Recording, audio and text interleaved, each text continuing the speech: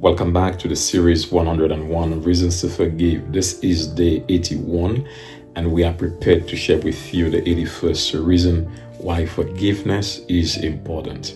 Reason 81 is forgiveness motivates the approach to reconciliation. Forgiveness motivates the approach to reconciliation.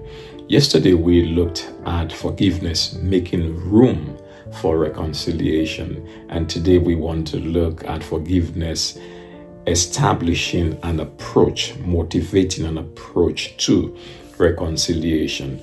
The differentiation in there is that while forgiveness makes room, the approach that everyone takes to reconciliation can be and will be different. It is a fact that many persons do not consider reconciliation after an offensive experience because they fear that the wound would reopen, that the scar will be reopened, that the anger, that the pain of the past would be revisited and potentially get worse. So reconciliation then is not a consideration.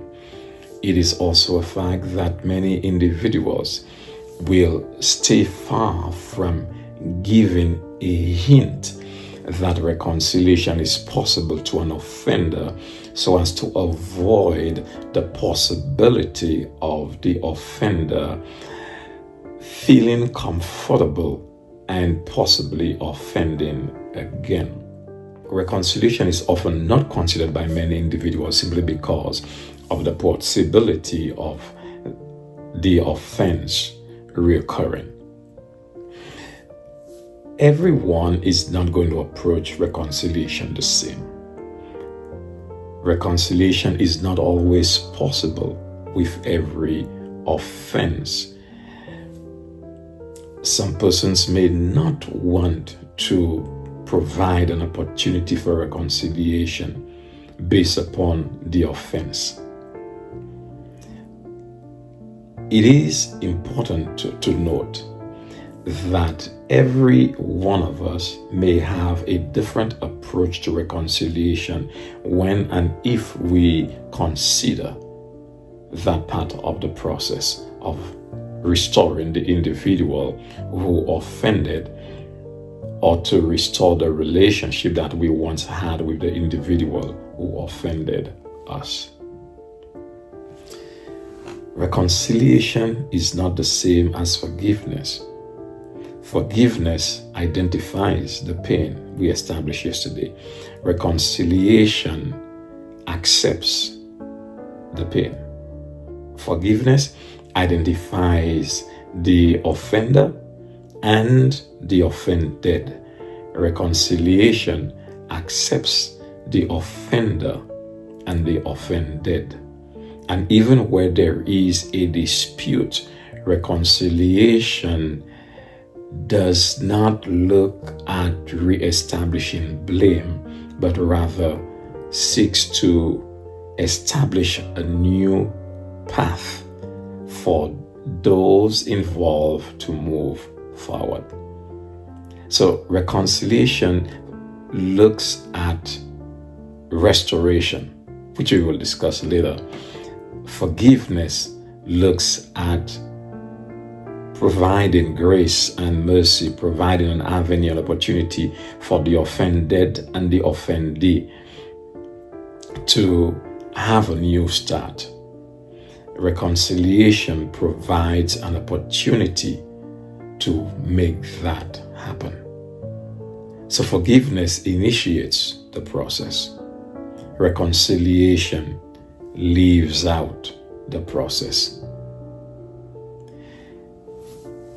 It's a difficult path for many of us to walk. For oftentimes when we are hurt, reconciliation is the furthest thing from our mind. Even if we take a shot at forgiveness, we try forgiveness, reconciliation is not the first thing or the second or the third or the fourth on our mind. We just want to be left alone. This is quite understandable, for we are all humans. However, forgiveness motivates an approach that is unique to your situation, that is unique to the context of your situation, so that you can consider reconciliation if you need to and if you can. Affirm with me today that you will look at your situation and see if there's the possibility of reconciliation. For reconciliation to happen, the individuals must be available. In some cases, where death has occurred, reconciliation is not possible. Forgiveness then lives. Looking forward to seeing you tomorrow on day 82. Remember, if you like the content of our video, please press the like button. And if you have not subscribed, please do so. And of course, always do share our link with all of your friends. Looking forward to seeing you on day 82.